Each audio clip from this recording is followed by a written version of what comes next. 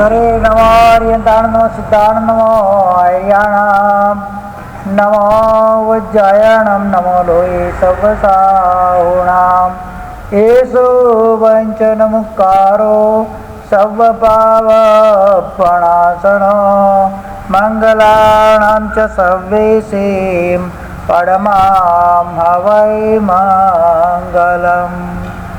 નમો દુર્વાર રાગાદિ વૈરીવાર નિવારિણે અર્હતે યોગિનાથય મહાવીરાય તાઈને. અજ્ઞાનાનાદ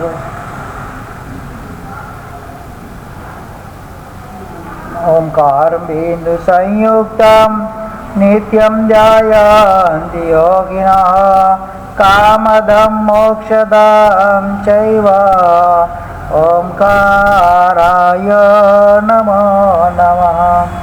મંગલમ ભગવાન વીરો મંગલમ ગૌતમા પ્રભુ મંગલમ સ્થૂલભદ્રાદ્યા જૈન ધર્મસ્તુ મંગલમ.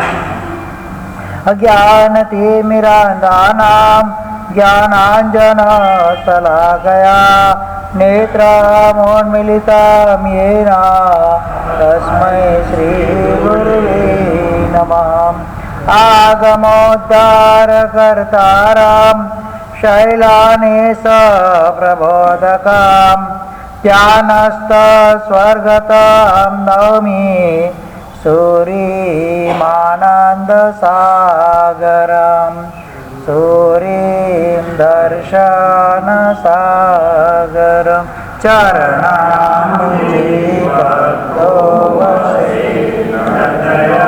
ભુજે પરિમાતમા કરકમલમાં સહસ્રો વસે મુખ કમલમાં સરળા નિકાંબુજે નિર્વિકારતા નવકારમાં વિકમળમાં આનંદ સાગર સુરી ચરણી આનંદ સાગર સુરી ચરણી આનંદ સાગર સુરી ચરણી.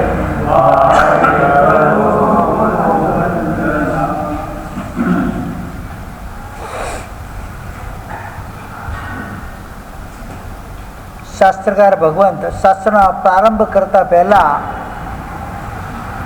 ઉત્કૃષ્ટ રૂપથી મંગલ કરવાનું કાર્ય કરે છે, જેના કારણે મારું શાસ્ત્ર જે રચાઈ રહ્યું છે એ શાસ્ત્રની અંદર કોઈ પણ જાતની વ્યાબાધા ના આવે, કોઈ પણ જાતની ડિસ્ટર્બન્સ ના આવે, વિઘ્ન ના આવે, એના માટે કરીને મંગલ કરવાનું હોય. એ મંગલ એટલે શું? દરેકે દરેક જીવ પોતપોતાના કાર્યના મંગલ પ્રારંભે પોતાના ઇષ્ટ દેવતાનું સ્મરણ કરતા હોય છે. જેને શાસનની અંદર રહેલો જે જીવ હોય, જેને શાસનને જૈનત્વને પામેલો જીવ હોય, પોતાના ઈષ્ટદેવ તરીકે પંચ પરમેષ્ઠીને માને. કોને માને? એટલે એના માટે સૌથી વધારે મંગલ સ્વરૂપ શું છે? અર્યંત સિદ્ધ આચાર્ય ઉપાધ્યાય અને સાધુ એ 5 પદ એના માટે મંગલ સ્વરૂપ છે. એ સ્વયં મંગલ છે. એ 5 પદની અંદર પેલા 4 પદ અર્યંત સિદ્ધ આચાર્ય અને ઉપાધ્યાય 4 પદની વ્યાખ્યા આપણે સમજી લીધી છે. વિશેષ રૂપથી સાધુ પદની વ્યાખ્યાને સમજવાની છે. સાધુ એટલે શું અને મંગલ કેમ હોય? કેમ મંગલ હોય? કર્મ મળનો નાશ કરવા માટે એ મુમુક્ષુ તૈયાર થઈને સાધુપણનો સ્વીકાર કરે. એના પાછળનો એક જ ટાર્ગેટ એનો હોય. એને કોઈ પદની ઝંખના ન હોય, એને કોઈ પદવીનો મોહ ન હોય, કોઈ એને પ્રતિષ્ઠાની ઝંખના ન હોય. માત્ર એનું એક જ કાર્ય હોય. એ કાર્ય છે આત્મકલ્યાણ કરવું, આત્મસિદ્ધિને પ્રાપ્ત કરવી, સિદ્ધિ ગતિને પ્રાપ્ત કરવી, સર્વ કર્મથી રહિત આત્માને કરવો. બસ એનું ટાર્ગેટ એક જ. શું હોય?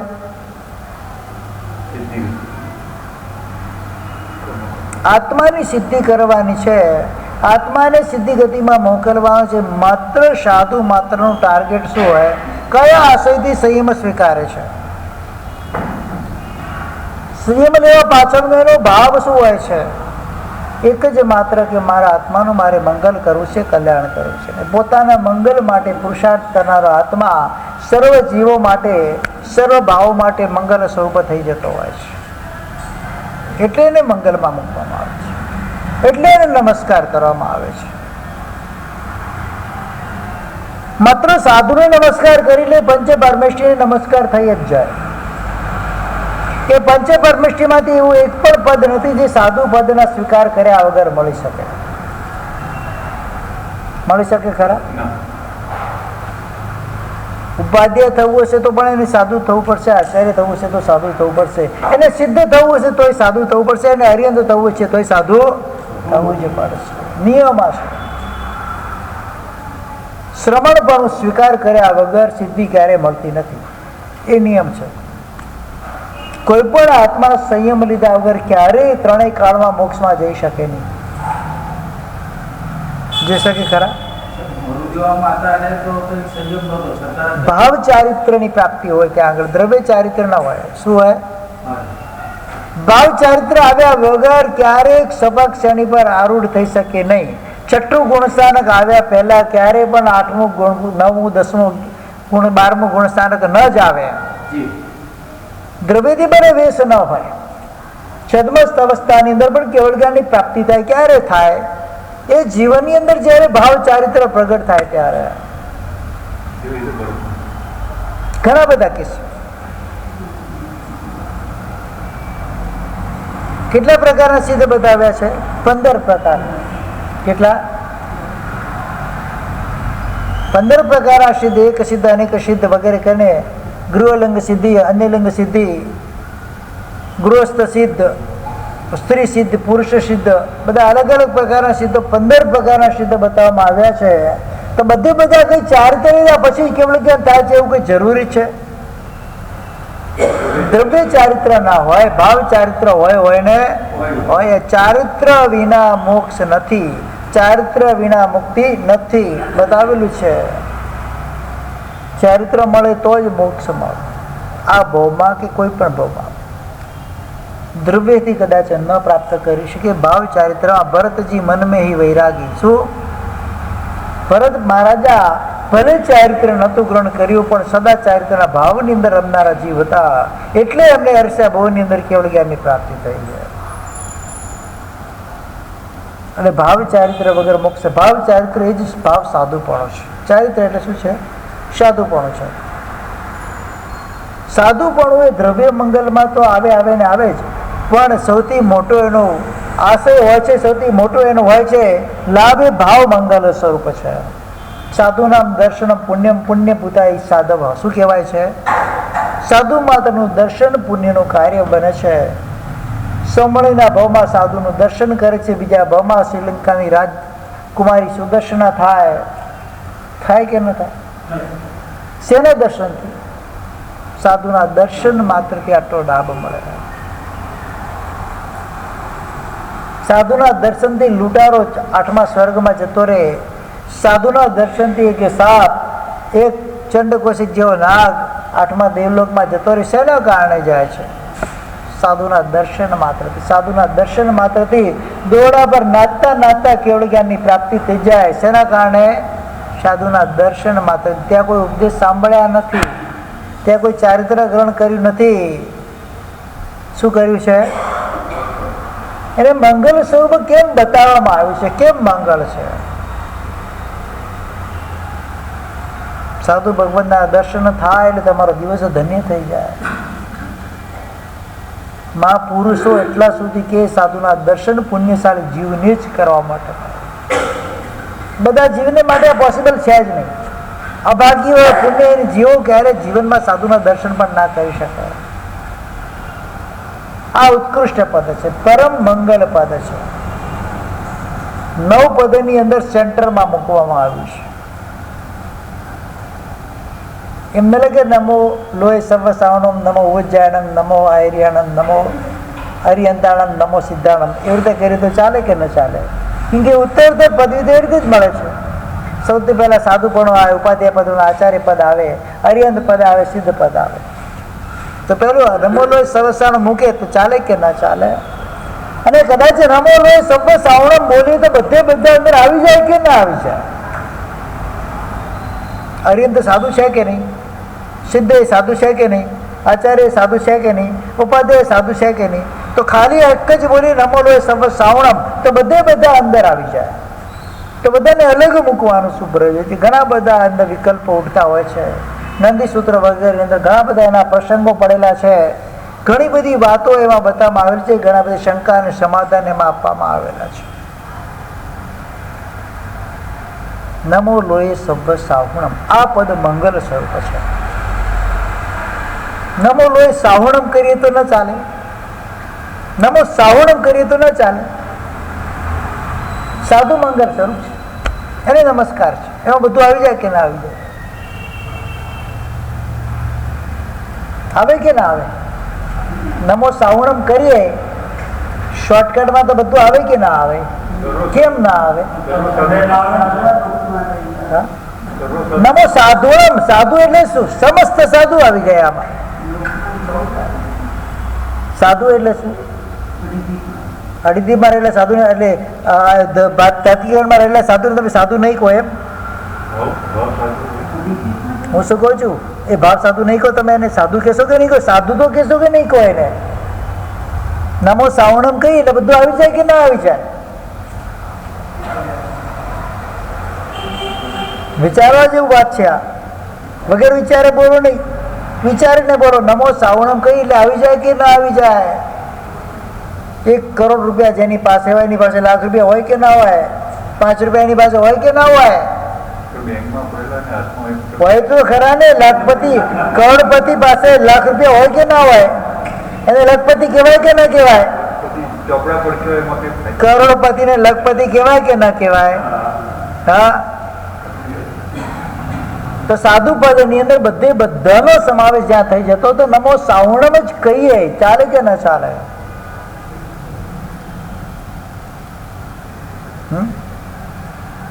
ચાલે કે ના ચાલે? વિચારો તો ખરા, એમને બોલો નહીં, ખાલી વિચારો, ખાલી એના પર અનુપ્રેક્ષા કરો. એ વસ્તુ પોસિબલ છે કે નહીં? નમો સાવણમ પદ હું બોલું છું તો બધા જ સાધુ આવી જાય કે ના આવી જાય? કેમ ના આવે? હા, સાવણમ બહુવચન છે, એક વચન નથી. સાહુસ્ય નથી લખ્યું, તે સાવણમ લખેલું છે. સાધુ ભ્ય નમસ્કાર છે. સાધુ બધા સમસ્ત સાધુ અંદર આવી જાય છે. અર્થ કરો નવકાર મંત્રના, પછી બોલજો. નમો લોય સાહુસ્ય નથી લખ્યું. શું લખ્યું છે? સાહુભ્ય, સાધુ ભ્ય એટલે સમસ્ત સાધુ આવી જાય. બહુવચન છે એમાં, એટલે તમામે તમામ સાધુ આવી જાય બહુવચન ના હિસાબે. તો સર્વ લખવાની જરૂર ક્યાં છે?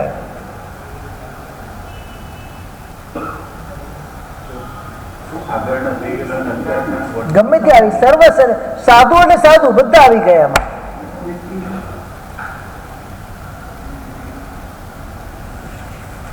હવે કે ના આવે? 4 જણા વ્યક્તિ મહારાજ સાહેબ ને ચોમાસાની વિનંતી કરવા આવે. શું કહેવાય? વલસાડ સંઘ આવ્યો, આખો સંઘ આવે છે વિનંતી કરવા. શું કહીએ છીએ આપણે? એક પણ વ્યક્તિ આવે તો શું કહેવાય? શું કહેવાય? સંઘનો એક જ વ્યક્તિ આવ્યો છે. શું કહીએ છે? વલસાડ સંઘ આવ્યો છે. કેમ કહો છો? એક વચનમાં બહુવચન નો અંદર નિસ્થાપન કરેલો છે. એક વ્યક્તિ આવે છે, એ સંઘ તરફથી એક વ્યક્તિ આવ્યો છે. મતલબ વશિષ્ઠો આગળ તો બ્રાહ્મણ પે આગતા કહેવાય. શું કહેવાય? એક આવ્યો એટલે બધા આવી ગયા એમ. એટલે સાવણમ પદ આવી ગયું એટલે બધું અંદર આવી જાય.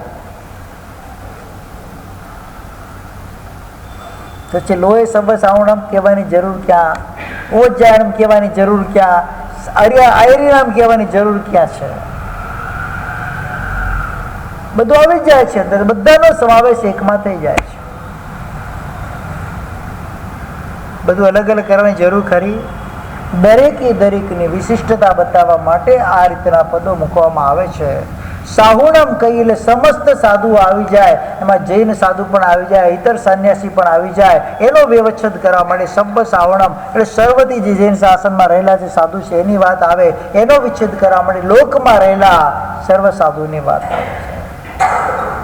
જેનું નામ સાધુ એ પણ એમાં આવી જાય એટલે એનો વ્યવચ્છેદ કરવા માટે શું કહેવાય?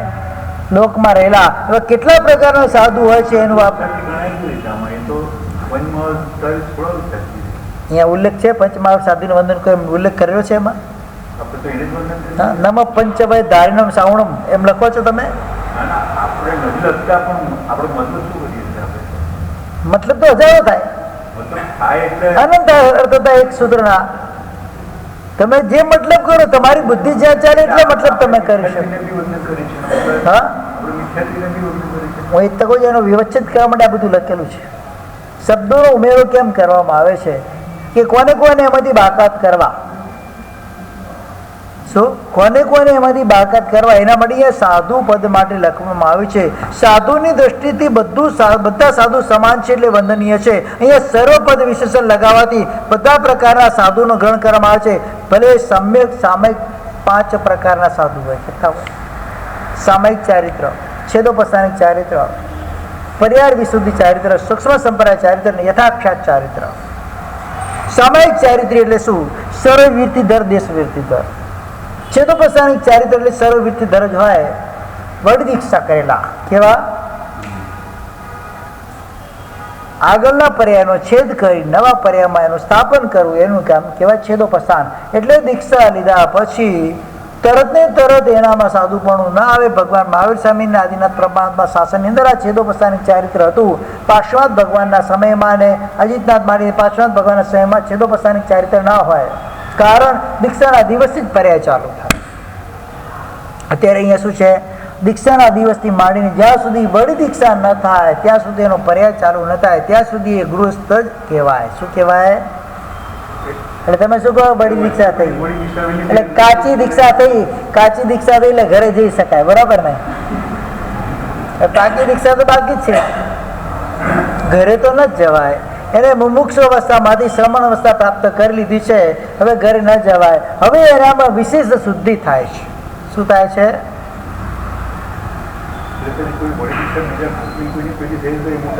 થઈ જ જાય ને, સીધી વાત છે.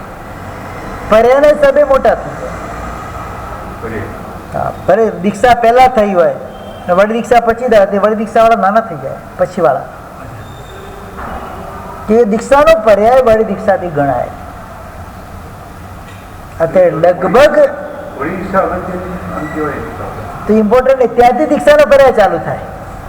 તમારો જન્મ ત્યાંથી જ થાય છે. અરે દીક્ષાર્થીને પણ પોતાના સાધુને પણ પોતાની વળી દીક્ષાનો દિવસ યાદ નથી હોતો. તમારી વાત ક્યાં કરો છો? 50મું દીક્ષા વર્ષ છે. વળી દીક્ષા વર્ષ કયું? કઈ તિથિ દીક્ષા વર્ષ કઈ ચાલુ થાય? 50મું તમારું શ્રમણ પદ તમે પ્રાપ્ત કર્યું એ તમારો વર્ષ છે. એકચ્યુઅલમાં દીક્ષા વર્ષ તમારું વડ દીક્ષાથી ચાલુ થાય. તમારો સંયમ પર્યાય ક્યાંથી ચાલુ થાય?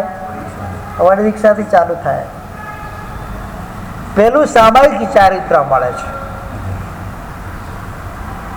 સામયિક ચારિત્ર એટલે વ્રતનું આરોપણ કરવામાં આવે છે. પછી એમાં લાગતા અતિચારોની શુદ્ધિ કરી વડી દીક્ષાના વખતે એ મૂળ વ્રતોનું આરોચન એને શુદ્ધિપૂર્વક આપવામાં આવે ત્યારે એ સાધુ કહેવા માટે યોગ્ય બને. ત્યાં સુધી એની નેટ પ્રેક્ટિસ ચાલે. શું ચાલે? 10 વૈકાલિક સૂત્રના 4 અધ્યયન જયારે ભણીએ ત્યારે ખબર પડે. વડી દીક્ષા પેલા માંડલીમાં ન લેવામાં આવે, માંડલીના 7 આંબીલ કરવા પડે, પછી વળી દીક્ષાના જોગ પણ થઈ જાય.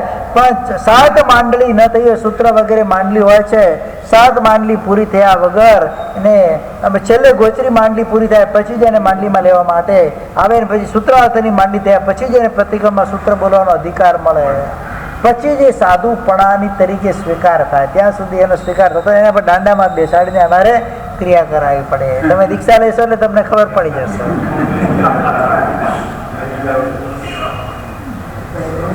શું તમે જયારે દીક્ષા લેશો ત્યારે તમને ખ્યાલ આવી જશે કે આ દીક્ષા જીવન કેવું છે. એને માંડલીમાં પછી પેલા માંડલીમાં જ દીક્ષા એટલે એ અમારાથી અલગ છે. વેશથી ભલે હોય પણ વૃત્તિથી ભલે સાથે હોય, પ્રવૃત્તિથી અલગ છે. હજી એના અંદર વ્રતનું આરોપણ થયું નથી. તમારે તો કરે, તમારે કરતા ઉપર જ છે ને.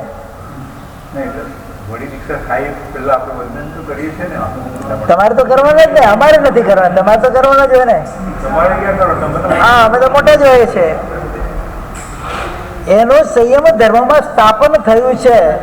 એના પર વ્રત આરોપણ સમ્યક દંડક સાથે વ્રત આરોપણ એનામાં થયેલું છે, પણ એ વિશેષ શુદ્ધિપૂર્વકનું નથી થયું. હજુ એને બધું શીખાડવામાં આવશે. પડમે બનતે મવ ઉચ્ચન પ્રાણવેર સવા મુસા સવાદીના સ્વભાવ મેવણાવ સ્વપરિગાવણમ સવાઓ રાય ભણાવેરમ, આ બધા છે વ્રત એને વડ દીક્ષા વખતે એના અલબક ઉચ્ચારવામાં આવે છે. ક્યારે ખબર છે? એ સમય પણ હોય ને એના પહેલા સાંજના સમય કે આગલા દિવસે એને આ બધું જ ક્રિયા કરાવવી પડે. 1 કલાકની ઓછામાં ઓછી ક્રિયા હોય, એને બધું આપવાનું નવ સ્મરણ હોય, 6 દંડકો ઉચ્ચારવાના હોય, આખું બાકી સૂત્રના છે 6 દંડકો ઉચ્ચારવાના હોય, બધા સૂત્રો જે પ્રતિકાના બોલવાના છે, બધા સૂત્રો એને બોલવામાં આવે, સંભળાવવામાં આવે. એટલે અનુયોગ સંભળાવવાનું કહેવાય. શું કહેવાય? એને આ બધું સંભળાવ્યા પછી એમાં દૃઢ થાય એટલે પછી બીજા દિવસે એની ઉપસ્થાપન કરવામાં આવે છે. આગળના પર્યાયનો છેદ કર્યો, નવા પર્યાયમાં આરોપણ થયું એટલે એને છેદ પ્લસ ઉપસ્થાન એટલે છેદોપસ્થાનક ચારિત્ર કહેવાય. ત્યારે વળી દીક્ષા કહેવાય. જવાનું દીક્ષામાં કે વળી દીક્ષામાં? મહોત્સવ દીક્ષાનો હોય કે વળી દીક્ષાનો હોય? ઉજવણી દીક્ષાની હોય કે વળી દીક્ષાની હોય?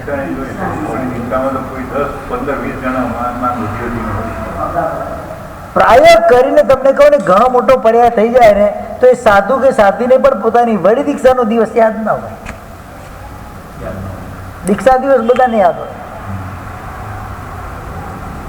દીક્ષાનો ઉજવણી બધા કરે, વળી દીક્ષાની ઉજવણી કે તમે આજ સુધી એકેને જોયા નથી. દીક્ષાતીથનો ઉપવાસ કરનારા લગભગ સાધુ સાધી મળશે, પણ વળી દીક્ષાનો ઉપવાસ કરનારા લગભગ રેર કેસમાં મળશે. ખરેખર એનું ચારિત્ર પર્યાય છેદોપસ્થાનિક ચારિત્રથી ચાલુ થયેલું છે.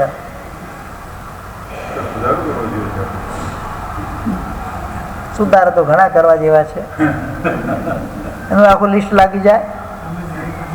હા, તમે અહીંયા આવો, પધારો. આપણે રિવોલ્યુશન કરીએ. આ જૈન શાસનની અંદર ઘણા મોટા મોટા સુધારા કરવાના બાકી છે. બરાબર કે નહીં? હા, એમ કહેવાય ચેરિટી બિગિન્સ એટ હોમ. એટલે શું? શુભની શરૂઆત ઘરથી થાય.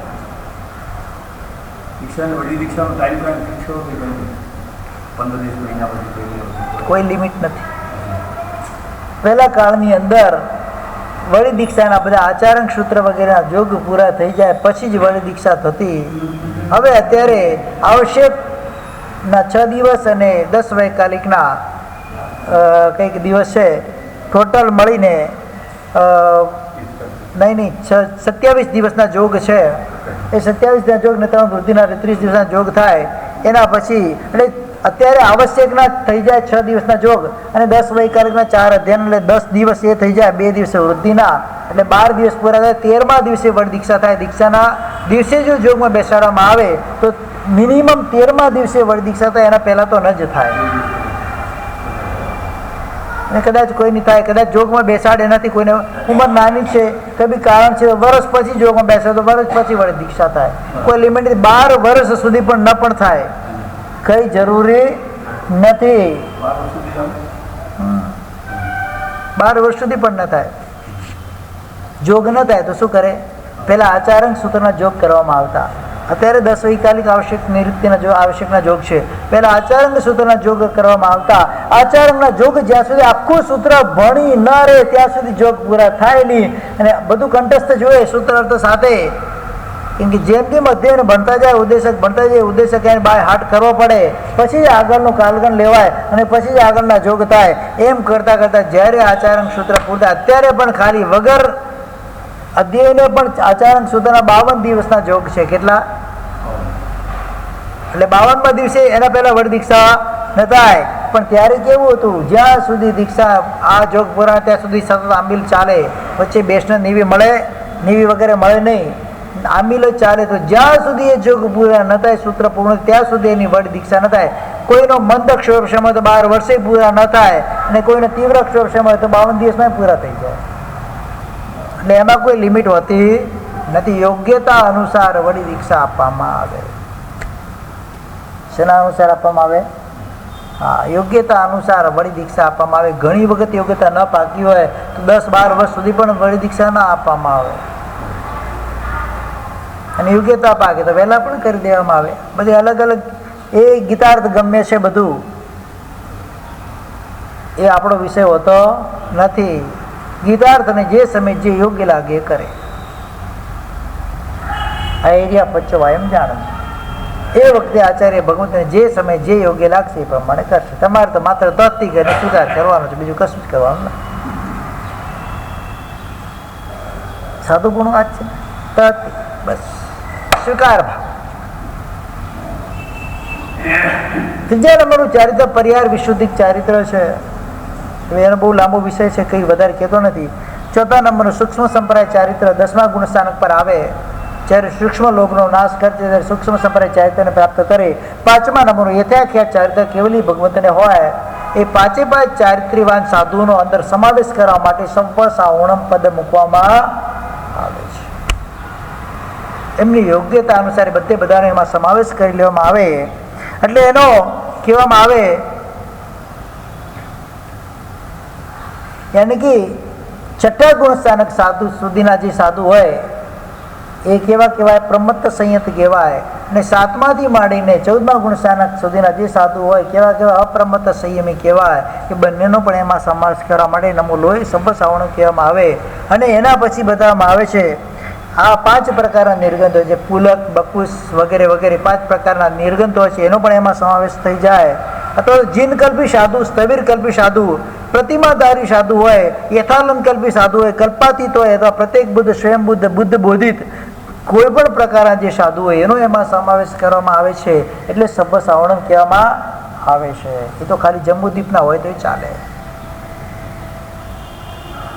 તો છે ઐરાવત ક્ષેત્રના, ભરત ક્ષેત્રના, ઐરાવત ક્ષેત્રના, મહાવિદ્ય ક્ષેત્રના જે 5 અઢી દ્વીપના જે સાધુઓ છે એનો સમાવેશ કરવા માટે શું કહેવામાં આવે છે? પછી ત્યાં લોહે પદ મૂકે. લોકમાં રહેલા સર્વ સાધુ શું આવે છે?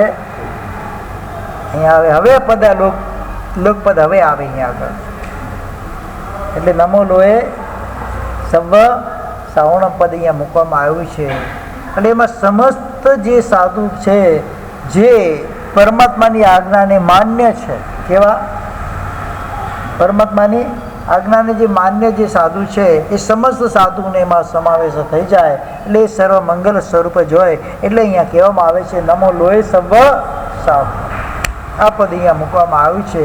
હવે આ મંગલ સ્વરૂપ છે એમાં બતાવવામાં આવે છે સાધુ એનો અર્થ શું છે? સાધુ એટલે સમાન ભાવથી દરેકે દરેક જીવનું હિત કરવાનું કાર્ય જે કરે છે. કોઈના માટે પણ અહિત સાધુ ન ચિંતવે. જૈન શાસનના કોઈ પણ શ્રમણ ભગવંત પાસે તમે જાઓ, શ્રમણી ભગવંત પાસે તમે જાઓ તો એ ક્યારેય પણ તમારું અપયશ થતું હોય, તમારું અમંગલ થતું હોય, તમારું અહિત થતું હોય એવું એક પણ વાક્ય એમના મોઢામાંથી ક્યારેય નહીં બોલે. એ પ્રવૃત્તિ પણ નહીં કરે. સમસ્ત જીવ રાશિનું હિત થાય, સમસ્ત જીવ રાશિ કલ્યાણને ભદ્રને પામે એવો એમનો આશય હોય. એટલે સ્વયં અન્યનું હિત કરવાના આશયથી સ્વયં મંગલ સ્વરૂપ છે અને બીજાનું પણ મંગલ કરનારા છે. એટલે એને કહેવાય છે કે સર્વ સાવણ મંગલ સ્વરૂપ છે. હવે એનો ત્રીજો અર્થ અને બીજો અર્થ બધા પ્રકારના શુભ યોગોના પ્રશસ્ત કાર્યોની અંદર સાધના કરવાવાળા સાધુ હોય છે. અપ્રશસ્ત કાર્યમાં સાધુ ક્યારેય ઇન્વોલ્વ ન થાય. એની સાધના પ્રશસ્ત કાર્ય તરફની હોય. પ્રશસ્ત એટલે જે એને આત્મકલ્યાણ માટે એને આગળ વધારતી એવી સાધના હોય, બીજી પ્રવૃત્તિમાં સાધુ ના પડે. સાંસારિક કોઈ પણ ગતિવિધિઓમાં સાધુ ના પડે. એ પડે તો શેમાં પડે? એની પોતાની આત્મિક સાધનાની અંદર જે આગળ વધે. કોઈ આવે ભાગ્યશાળી, એનું કલ્યાણ કરવા બેસી ન જાય. સમજી ગયા? શોર્ટકટમાં કહી દઉં, વધારે કહેતો નથી. પેલા સ્વહિત કરવાનું છે, પછી પરહિતમાં રાચવાનું છે. હા, એને સન્માર્ગે વાળવાનો ઉપદેશ જરૂર આપે, એને સંસાર વધારવાનો ઉપદેશ ના આપે. અત્યારની પ્રણાલિકા એવી થઈ ગઈ છે, શ્રાવકજન અમારી પાસે આવે, સૌથી મોટામાં મોટી અપેક્ષા શું લઈને આવે? મારો સંસાર સાહેબ બરાબર ચાલે. બરાબર કે નહીં ધીરુભાઈ? શેની અપેક્ષા લઈને આવે? તમે શેની અપેક્ષા લઈને અહીંયા આવો? મારો સંસાર ચાલે, મારો વ્યાપાર ચાલે, મારો પરિવાર ચાલે. સાહેબ એવો વાસ્કેપ નાખો. શું કે છે? સાહેબ એવો વાસ્કેપ નાખો, મારા પરિવારનું કલ્યાણ થાય, મને કોઈ વિઘ્ન ના આવે. એ વાસ્કેપ નાખવાની જરૂર જ નથી. પરિવારને ધર્મના માર્ગે વાળી દો એટલે એનું કલ્યાણ થઈ જાય.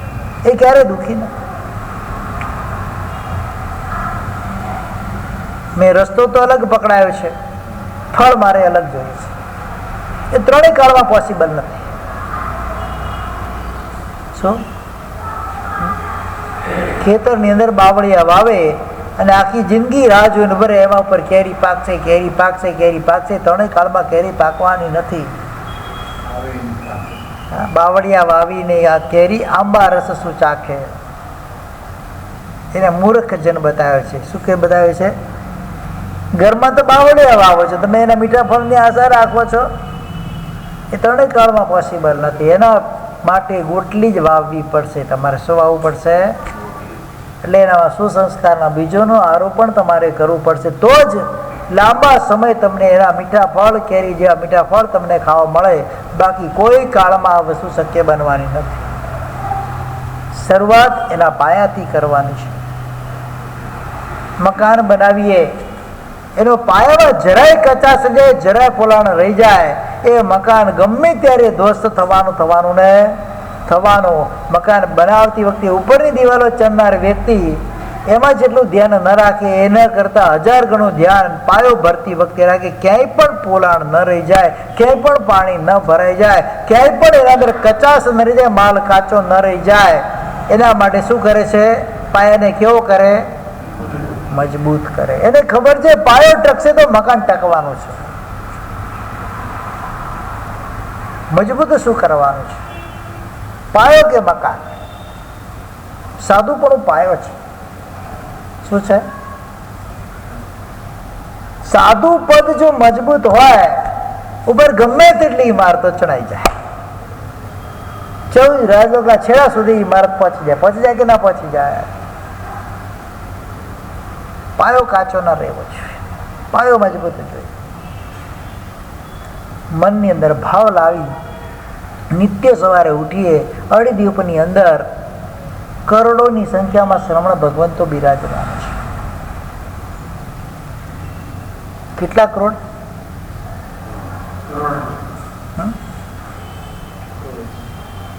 કેટલા સાધુ છે? જગજીતા આપણે સૂત્ર ભણ્યું છે.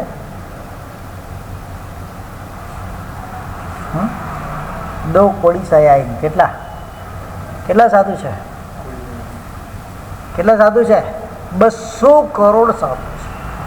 કેટલા છે? અડધીમાં દરેકે દરેક સાધુ ભગવંતના એમની ચર્યાને યાદ કરી મનથી એને શુભ ભાવપૂર્વક નમસ્કાર કરો. અનેક પ્રકારના કર્મોની નિર્જરા તમે ત્યાં બેઠા બેઠા કરી દો. ભાવ વંદના છે. શું છે? સમસ્ત સાધુ વંદના. એને શું કહેવાય? ભાવ વંદના. 28 જેસુ દિવસ મુદ્દેસુ 1500 કમ ભૂમિસુ ચાવંત કેવી સાવ રહે હરણ ગુચ્છ પડી ધારા પંચમ અવધ ધારા 1800 શેલંગ ધારા આખો આયાર ચરિતા તે સભે શીર્ષા મળસા મથે. આ સૂત્રની અંદર અડીદીપમાં રહેલા તમામે તમામ પરમાત્માની આજ્ઞાને અનુસાર જીવનારા સાધુનું વર્ણન એમાં આવી જાય. એટલે બીજા ઇતર જે સંન્યાસી બધાનો વ્યવચ્છેદ એમાં થઈ જાય, બધાની બાદબાકી એમાં થઈ જાય, વિશેષણો મૂકવામાં આવ્યા છે. જાવંત કેવી છે, જે કોઈ પણ સાધુ હોય કેવા હોય, સૌથી પહેલું પદ મૂકાય રયો હરણ ગુચ્છ પડી ગયા ધારા, રજો હરણ ને ગુચ્છા અને પડી ગયા એટલે પાત્રા, જેની પાસે છે શાસ્ત્રોક્ત વિધિ અનુસાર એ સાધુ છે. પંચમ હવે ધારા, જે પાંચ મહાવ્રતનું સુદૃઢતાપૂર્વક પાલન કરે છે સાધુ છે. 1800 શિલાંગ ધારા, 18,000 શિલાંગ રથને જે ધારણ કરનારા છે એ સાધુ છે. એટલે 3 વસ્તુ આવે એટલે બીજા બધા જ સાધુ છે, બાકાત ઇતર સંન્યાસી હોય એમાંથી બધા આઉટ થઈ જાય. હવે પ્યોર માલ રહે. 18,000 શિલાંગ રથ, શિલવ્રતનું પાલન 18,000 રીતે થાય, એના જે ધારણ કરનારા હોય, અલગ અલગ મન વચન કાયાથી ન કરે ન કરાવી ન અનુમોદે, એ પ્રમાણે એના 18,000 ભાંગા થાય. કેટલા થાય? એ 18,000 ભાંગાથી જે શ્રમણ ધર્મનું પાલન કરનારા છે એ દરેક સાધુને વંદન છે. એમાં કોઈને આપણે બાદ કરવાના હોતા નથી, ઓટોમેટિક જ બાદ થઈ જાય. દૂધની તપેલીમાં દૂધ હોય, એને ગરમ કરીએ એટલે શું થાય? ધીરે ધીરે પાણી એમાંથી બાકાત થતું જાય. દૂધમાં માવો છે જ, આપણે માવાનું કામ છે. માવાનું કામ, માવો ઉત્પન્ન કરવા માટે શું કરવું પડશે? પહેલા પાણીનો વ્યવચ્છેદ કરવો પડશે. એટલે જ્યાં જ્યાં પાણીનો ભાગ છે એ પાણીના ભાગને આપણે ત્યાંથી ઓછો કરવો પડશે, કાઢવો પડશે, તો જ એ માવા સ્વરૂપને ધારણ કરશે. તો સાચા સાધુને લાવવા માટે, બીજા સાધુને બાદ કરવા માટે એના અંદર વિશેષ લક્ષણો મૂકવામાં આવે, વિશેષ યોગ્યતાઓ મૂકવામાં આવે. એ યોગ્યતા મુકાય એટલે શું થાય? ઓટોમેટિકલી બીજા બાદ થઈ જાય. એને બાદ કરવાના હોતા નથી, ઓટોમેટિકલી બીજા બાદ થઈ જાય. કલિકાલ સર્વગુણ આચાર્ય હેમચંદ્ર શ્રી મહારાજા, રાજા ભોજ એમને કહે છે કે તમે મહાદેવની સ્તુતિ કરો. કરીશ, કેમ નહીં કરું? કરીશ. કરે છે. કઈ રીતે કરે છે? હું વિતરાગ દેવને નમસ્કાર કરું. જેની અંદર રાગ નથી એ મહાદેવ મારા દેવ છે, જેની અંદર દ્વેષ નથી એ બધા જ દેવ મારા દેવ છે, જેની અંદર મોહ નથી એ બધાને હું વંદન કરું છું. પતી ગઈ વાત. કરી એમાં વિતરાગ જ આવે, બીજા કોઈ આવે જ નહીં. મહાદેવ અષ્ટક રચ્યું છે એમને. કયું રચ્યું છે? અહીંયા મહાદેવનો અર્થ વિતરાગતા બતાવી છે. શું બતાવી છે? વિતરાગતા એમાં બતાવી છે. આવા જે પણ પ્રકારના હોય દેવ, એને બધાને હું નમસ્કાર કરું છું. બસ વાત પતી ગઈ.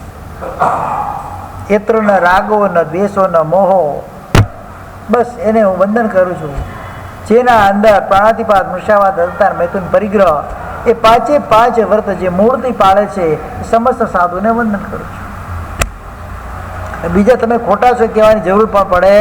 પોતાની મેળે છે, આપણું એમાં કામ નથી, આપણે રવાના થયો અહીંયાથી. જૈન શાસનની અંદર એક જબરજસ્ત સ્યાદવાદ શૈલી છે કે જેના અંદર બીજા કોઈને આપણે ઉતારી પાડવાના હોતા નથી, પણ આપણી લીટીને આપણે લાંબી કરીએ એટલે ઓટોમેટિકલી બીજાની લીટી ટૂંકી થઈ જાય ને ત્યાંથી ઘસી જાય.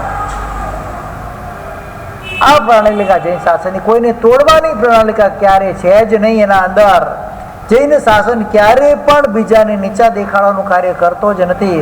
સ્વયં પોતાની જાતને ઊંચી કરી દે છે પોતાના આચારો દ્વારા, એટલે એ પોતે ઊંચો થઈ જાય ઓટોમેટિક. એટલે બીજો એની સુધી પહોંચી જ નથી શકવાનું, તો શું થશે? ઓટોમેટિકલી ત્યાં તો ખસી જવું પડે, અથવા એને ત્યાં જ રહેવું પડશે, કાં તો ત્યાંથી ખસી જાય. એટલે બીજાની બાદબાકી કરવા કરતા પહેલા, સૌથી પહેલા શું કરવાનું છે કે મારું જે વર્ચસ્વ છે એને વધારવાનો મારે પ્રયત્ન કરવાનો છે. મારી ગુણશીલતાને મારે વધારવાની છે. બીજાના દોષને બાદ કરવાની મારે કોઈ ચેષ્ટા કરવાની જરૂર નથી. આ જૈન શાસનનો અમૂલ્ય હેતુ છે. તથ્ય જ, મૂળ તથ્ય જૈન શાસનનું શું છે? પોતાના ગુણની ગરિમાને વધારતા જાઓ, બીજાના દોષને જોવાનું કામ કરવાનું આપણું કાર્ય નથી. તમે તમારા ગુણ વધારશો, તમારી કમ્પેરમાં એ વ્યક્તિ નહીં આવી શકે, એટલે ઓટોમેટિકલી તમારા રસ્તામાંથી ખસી જશે. તમારે એને ખસાડવાની જરૂર નહીં પડે. આપણે મોટી ભૂલ એ કરીએ છીએ, પેલાને ત્યાંથી ખસેડવાનો પ્રયત્ન કરીએ છીએ, એટલે હારી જાય. તમારે જીતવું હોય તો શું કરવાનું છે? પોતાની જાતને લાંબી કરવાનો પ્રયત્ન કરવાનો છે, બીજાની જાતને ટૂંકી કરવાનો ક્યારેય પ્રયત્ન નહીં કરવાનો. એ ઓટોમેટિક ટૂંકો થઈ જવાનો છે. આ સિદ્ધાંત જો જૈન શાસનનો કર્મનો આ સિદ્ધાંત શીખી લઈએ ને તો ક્યારેય કોઈ જીવ માત્ર દુઃખી ન થાય. દુઃખ શેના માટે થાય છે? તમારા શરીરમાં રોગ આવે એટલે તમે દુઃખી છો, તમારા ધનનો નાશ થઈ ગયો એટલે દુઃખી છો, તમારા પરિવારમાં તકલીફ આવી એટલે તમે દુઃખી છો. દુઃખી શેનાથી છો? સંતાન તમારે કીધું નથી માનતા એટલે દુઃખી છો, તમારું કોઈ સાંભળતું નથી એટલે તમે દુઃખી છો. દુઃખી શેના કારણે છો? મુખ્ય કારણ શું છે દુઃખી થવાનું? તમારી પ્રવૃત્તિ નાની છે અને તમારી અપેક્ષાઓ મોટી છે. દુઃખી થવાનું કારણ શું છે? પ્રવૃત્તિ તમારી નાની છે અને અપેક્ષાઓ મોટી છે. પ્રવૃત્તિને મોટી કરો, અપેક્ષાને ટૂંકી કરો, કોઈ પણ જાતનું દુઃખ ના આવે. કરવી જ પડશે, ફરજિયાત કરવી પડશે. કરશું તો જ સુખી થશું, બાકી સુખી થવાના નથી. અપેક્ષા જ્યાં સુધી લાંબી થતી જશે ત્યાં સુધી ક્યારે સુખ થવા, કારણ કે એનો છેડો ક્યારે મળતો નથી. ગધેડું હોય ગધેડું, પેલો કુંભાર શું કરે? એક લકડી એના માથા પર બાંધે અને સામે ખાવાનું મૂકે. ગધેડાના મોઢાથી લકડી કેટલી દૂર હોય? 1 ફૂટ દૂર હોય. ગધેડું એ પકડવા માટે દોડે છે ને, એ ખાવાની પોટલી છે ને પકડવા માટે પેલું ગધેડું દોડે. પણ એ મૂર્ખનું સરદાર છે એને ખબર નથી જેમ હું દોડે છે પણ આગળ જ દોડવાનું છે, કારણ કે મારા માથે જ બાંધેલું છે. એ અપેક્ષા પૂરી થવાની? ત્રણેય કાળમાં ગધેડું એ ભોજનને પ્રાપ્ત કરી શકવાનું નથી. એમ મનુષ્ય પણ એ પ્રમાણે અપેક્ષાને પોતાના માથાથી 1 ફૂટ આગળ રાખે અને પછી દોડે છે પૂરી કરવા માટે. ક્યારે પૂરી થવાની નથી. ત્રણેય કાળમાં પૂરી ના થાય. અપેક્ષાને તમારા માથાની પાછળ રાખો. દોડતી તમને પકડવા હોય, તમે કેમ એને પકડવા જાઓ? આપણે કેમ બાંધીએ છીએ અપેક્ષાને?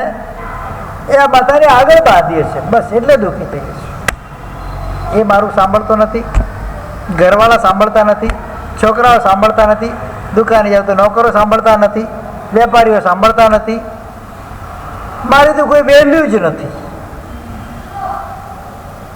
આ ભાવ થાય કે નથી થતો? મનની અંદર આ વિચાર આવે કે ના આવે? આ દુનિયામાં આપણે તો કોઈ વેલ્યુ છે જ નહીં.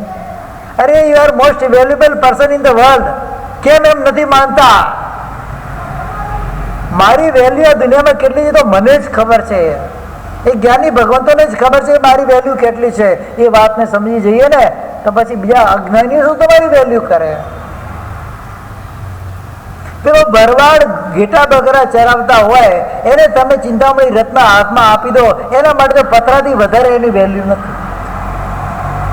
ને જ ચિંતામણી રત્ન કોઈ સાધકના હાથમાં આપી દેવામાં આવે, એ ચિંતામણી રત્નનો જે ઓળખનારો હોય, પરમ સાધક હોય, ઉત્કૃષ્ટ સાધક હોય, સાધના કરીને સિદ્ધ કરી શકે એવો હોય, એવા સાધકના હાથમાં એ ચિંતામણી રત્ન આપી દેવામાં આવે તો એ ચિંતામણી રત્નની વેલ્યુ કેટલી? કેટલી વેલ્યુ? મને મનુષ્ય ભાવ બને છે ને મળે છે મારા માટે મોસ્ટ વેલ્યુએબલ. મારા માટે આ મોમેન્ટ છે કે મને આ મનુષ્ય ભાવ મળ્યો છે. અનંત જીવ રાશિની વચ્ચે 29 આંકડાની મનુષ્યની સંખ્યા, એ 29 આંકડાની મનુષ્યની સંખ્યાની અંદર મને અહીંયા સ્થાન મળી ગયું છે. મતલબ શું?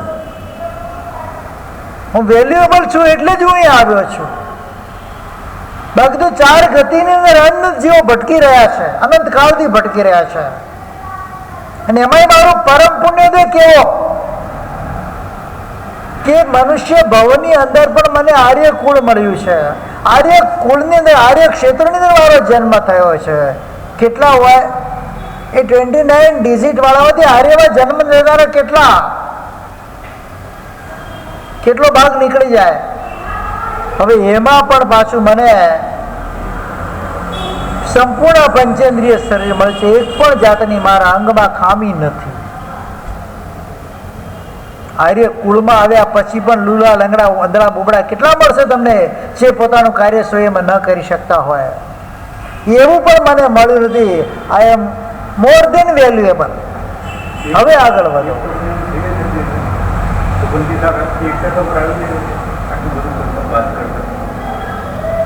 એક આગળ ના આવે ના આવે. અને આગળ વધીએ હવે. એમાં મને સારું કુળ મળ્યું છે. કુળ પિતાનું કહેવાય, જાતિ માતાની કહેવાય. સારા કુળ અને જાતિ મને મળ્યા છે. એ કેટલાને મળે? કેટલા મનુષ્યને આ વસ્તુ મળે?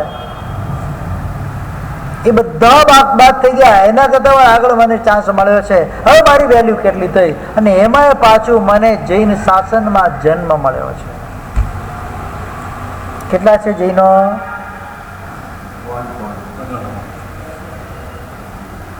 જૈનની વસ્તી કેટલી ટોટલ? પરમાત્માની આજ્ઞાને માનનારા કેટલા? અડીદીપની વાત કરું છું હું. જંબુદીપની ભરતક્ષેત્રની વાત નથી કરતો. એ અડીદીપની વાત કરું છું. ખાલી ભારત દેશની વાત નથી કરતો કે વર્લ્ડની વાત નથી કરતો. કરોડોની સંખ્યામાં હશે. એ 200 કરોડ તો સાધુ જ છે. 200 કરોડ તો જગન્યથી હોય. એમ 900 કરોડ સાધુ હોય. ઉત્કૃષ્ટ સિદ્ધિ કેટલા સાધુ હોય? 900 કરોડ. મિનિમમ કેટલા હોય? 200 કરોડ. તો એ પ્રમાણે એની અંદર મારી આ વેલ્યુ થઈ. એટલામાં મને ચાન્સ મળી ગયો. અને હવે એના પછી આગળ વધીએ કે જૈન ધર્મ મળ્યા પછી પણ ધર્મનું આચરણ કરવાના વાળા કેટલા હોય? કેટલા હોય? પાછી ટકાવારી ઘટે. એ આચરણ કર્યા પછી એને અમલ નવા લાવનારા કેટલા હોય? પાછા બીજા બાકાત થઈ જાય. સમજનારા અમલ ના લાવનારા એ બાકાત થઈ જાય. એમ કરતા કરતા કરતા આ વલસાડ સંઘની અંદર વ્યાખ્યાન સાંભળનારા કેટલા? એમાં મારો નંબર લાગી ગયો. એટલે મારી વેલ્યુ કેટલી છે? જાતે કરીને પોતાનું ડિવેલ્યુશન ક્યારે કરાય નહીં. કારણ કે આ જગતની અંદર કિંમતી રત્ન સમાન મારું આ જીવન છે. એટલે હું પરમ પુણ્યશાળી છું, પરમ ભાગ્યશાળી છું. પરમાત્માની મારા પર અનહદ કૃપા છે. જે મને જીન વચન શ્રવણ કરવાનો મને અધિકાર આપવામાં આવ્યો છે. ચતારી પરમ અંગાણી દુલ્હાણીય જંતુનો માણુસ સત્તમ મનુષ્ય ભાવ મળી ગયો. આ બધી જ મનુષ્ય ભાવ સંબંધી કેટેગરી તમને પ્રાપ્ત થઈ ગયા પછી બીજા નંબરની કેટેગરી દુર્લભતાની બતાવી છે. એનું નામ છે સુઈ, યાની કે શ્રુતિ. જીન વચનનું શ્રવણ દુર્લભ બતાવ્યું છે. આટલા જીવોમાંથી દુર્લભ જીન વચનનું શ્રવણ કરનારા કેટલા? એમાંય મારો નંબર લાગી ગયો. હવે આગળ વધીએ. ત્રીજું જે ચેપ્ટર છે શ્રદ્ધા. ખાલી સાંભળો છો કે એમાં શ્રદ્ધા પણ છે? અહીંયા સમ્યક દર્શનની વાત નથી. પરમાત્માના વચન પર મને શ્રદ્ધા છે. પરમાત્માનું વચન ક્યારે ખોટું હોઈ શકે નહીં. પરમાત્માનું વચન ક્યારે મિથ્યા હોઈ શકે નહીં. પરમાત્માનું વચન ક્યારે કોઈને મારનારું હોઈ શકે નહીં. હંમેશા તારનારું જ હોય. એવી મને જે શ્રદ્ધા ઉત્પન્ન થઈ ત્યારે જ અહીંયા હું આવ્યો છું. આ 3 વસ્તુ દુર્લભ બતાવી છે. બોલો વેલ્યુબલ છો કે નહીં? હવે મને કહો તમારી પાસે કેટલું છે? જે તમારી પાસે છે બીજા પાસે છે ખરા? તો દુઃખી કે સુખી? બોલો ધીરુભાઈ. હવે દુઃખી કે સુખી? કોઈ પૂછે તમે ધીરુભાઈ સુખી છો કે દુઃખી છો? હા, શું કહેશો કહો સાહેબ? પેલા ધંધો સરસ ચાલતો હતો ને અત્યારે થોડું આ બધું ડપ થઈ ગયું છે. કાંઈ નથી, ઝીરો વેલ્યુ છે એની. વ્યક્તિ અંતરથી સુખી હોય ને એ જ સાચો સુખી છે. બહારનું સુખ એને મળે કે ના પણ મળે એની કોઈ વેલ્યુ નથી. અનંત સુખમાં રાચતા જીવો પણ દુઃખી ને દુઃખી જ હોય. નવમાં ગ્રહવેકમાં જીવ હોય, અભવ્યનો જીવ હોય, કેવો હોય? કેટલું સુખ છે નવમા ગ્રહવેકમાં? એ દુઃખી છે કે સુખી છે? ભૌતિક રૂપે સુખી છે. આધ્યાત્મિક રૂપે અભ્યંતરથી તો એ દુઃખી જ છે. કારણ કે એનું ક્યારે મોક્ષ થવાનું? એ દુઃખની અંદર જ એને જીવન વિતાવવાનું છે સદાકાળ માટે. એની અપેક્ષા હું ભવ્ય છું, હું સુખી છું, મારો મોક્ષ થવાનો, અનંત સુખનો સ્વામી હું થવાનો ડેફિનેટલી થવાનો છું. કર્મ સત્તાએ કેવી જબરદસ્ત મારા પર મહેરબાની કરી છે. પરમાત્મા કેવી અનહદ મારા પર કૃપા કરી છે. મને ભવ્યત્વનું લેબલ આપી અને મને સિદ્ધ શિલાનો વાસી બનાવવાનો આજે ચાન્સ આપી દીધો. પ્રબળ છે, ભલે ગમે ત્યારે બને, કોઈ જરૂર નથી આજે જ થાય. અનંત કાળમાં પણ ક્યારેક તો મારો ઉઘાડ થવાનો છે, મારો મોક્ષ થવાનો, મારા આત્માનું કલ્યાણ થવાનું છે. સર્વ દુઃખોમાંથી મારો આત્મા મુક્ત થવાનો જ છે. અભ્યંતર સુખ છે. આ કેવું છે? એ સુખની પાછળ દોડવાનું છે, બાહ્ય સુખની પાછળ દોડવાનું નથી. કસ્તુરી મૃગની નાભીની અંદર કસ્તુરી હોય, પોતાના અંદર જ કસ્તુરી પડેલી છે, પણ એની સુગંધને ગોતવા માટે આખું જંગલ છાણી મારે, નથી મળતી. અને